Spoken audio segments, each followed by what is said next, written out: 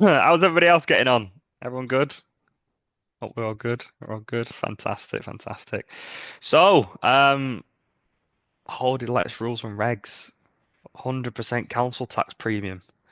What's everyone's thoughts on this right now? Everyone's feeling it. People are feeling Everyone's Jane's been feeling it. asking us, haven't Sonia's they? feeling it. Everyone's like, do Yeah. I actually have to pay that though? I'm like, yeah, you do. Unless you can get on business rates. And then, but Yeah, I so think that's certain changed as areas, well, isn't it, now?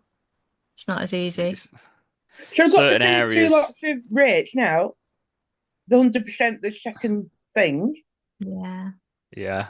great, innit? Well, most councils, it's up to the council's discretion, so it seems it's not very clear because some councils have been doing it for a while, like Brighton.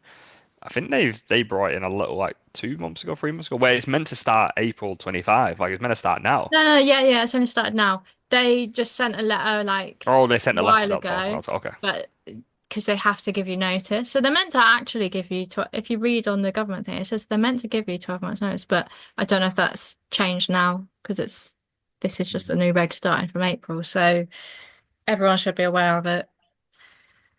But how do they know it's a? How do they know to class it as a second home?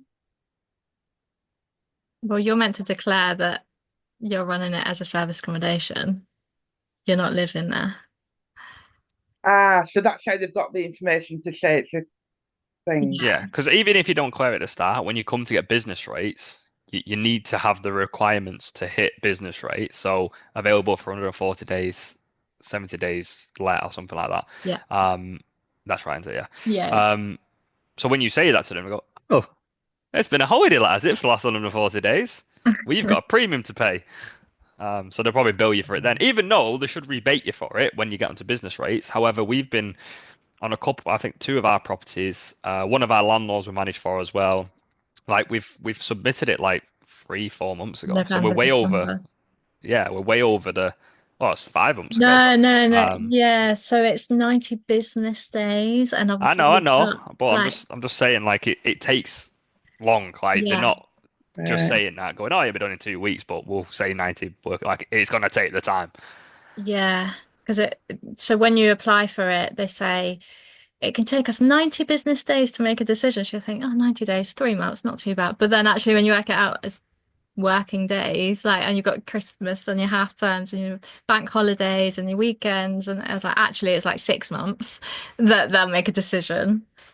But yeah, hopefully, like when it is done, you should get rebated all of that money.